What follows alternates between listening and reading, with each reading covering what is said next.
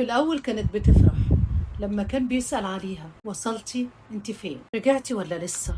مين معاكي؟ كانت بتبتسم وتقول: أصله بيخاف عليا، مهتم بيا، أنا فارقة معاه، بيموت فيا. وهو كمان كان شايف إنه بيعمل الصح، كان شايف إن سؤاله عليها دليل حب، وإن خوفه عليها دليل إن مكانتها كبيرة عنده. لكن مع الوقت نفس الأسئلة اللي كانت بتفرحها بدأت تتغير: مين كان معاكي؟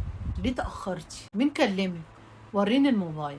ما بقتش حاسة إنه بيسأل عليها، بقت حاسة إنها متراقبة. ما بقتش حاسة إنها عايشة مع شخص عايز يطمن عليها، بقت حاسة إنها عايشة مع شخص طول الوقت بيحقق معاها، وكل تصرف منها تحت الميكروسكوب. والسؤال هنا: امتى الغيرة تبقى حب، وامتى تتحول لحاجة بتجرح العلاقة؟ مساء الخير. النهاردة هنتكلم عن شعور موجود في علاقات كتير: الغيرة. والحقيقة ان الغيرة مش عيب، الغيرة الطبيعية موجودة في العلاقات اللي فيها حب واهتمام. نسبة بيدي طعم، لكن زيادتها ممكن تفسد الأكل كله. في شخص لما يغير يقول: أنا بحبك وخايف عليك، وده شعور طبيعي ومفهوم.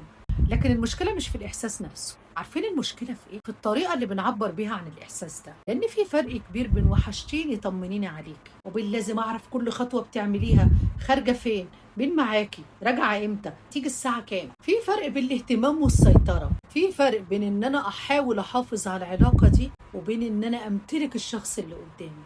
أحيانا الغيرة الشديدة ما بتكونش بسبب إن الطرف التاني عمل حاجة، أحيانا بتكون بسبب خوف جوه الشخص نفسه، إنه يتساب، خوف إنه ما يكونش كفاية، خوف من تجربة قديمة لسه مأثرة عليه، أو ضعف ثقة في النفس بيخليه يحاول يطمن نفسه بالتحكم في اللي حواليه. لكن المشكلة لما بنحاول نعالج خوفنا ده بنحصر الشخص اللي بنحبه، ممكن نخليه هو نفسه يخاف مننا. وفي الناحية التانية لازم نفهم إن غياب الغيرة تماما هو كمان بيوجع، لأن في ناس محتاجة تحس إنها مهمة، محتاجة تحس إن الشخص اللي معاها شايفها، مقدرها، متمسك بيها. أحيانا عدم الاهتمام أو عدم إظهار أي مشاعر ممكن يخلي الطرف التاني يسأل نفسه: هو أنا فارقة معاه؟ هو وجودي مهم عنده؟ هو أنا ناقصني إيه؟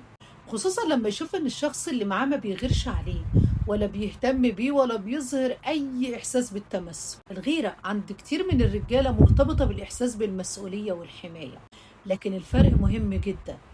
الحماية لا تعني الامتلاك. إنك تخاف على شخص بتحبه شيء جميل، لكن إنك تحوله لشخص طول الوقت بيحاول يثبت براءته، طول الوقت بيبرر، هنا العلاقة بتبدأ تتآزر.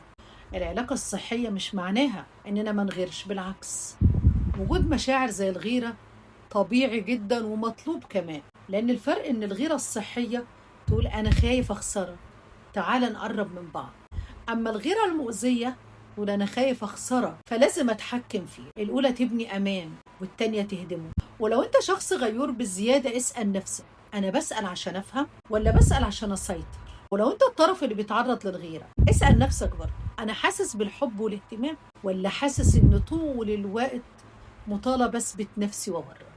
لأن الحب الحقيقي مش معناه إننا نمسك في الشخص اللي بنحبه جامد لدرجة توجعه، ولا نسيبه برضه ونهمله لدرجة توجعه. الحب الحقيقي إننا نخليه يحس بالأمان وهو قريب مننا. وفي النهاية الغيرة ممكن تكون رسالة حب جميلة، ممكن تكون إنذار إن في خوف محتاج يتعالج. الفرق مش في وجود الغيرة، الفرق في الطريقة اللي بتستخدمها بيها. استني رأيكم في التعليقات. أنا صافي، ودي كانت حلقتنا النهاردة.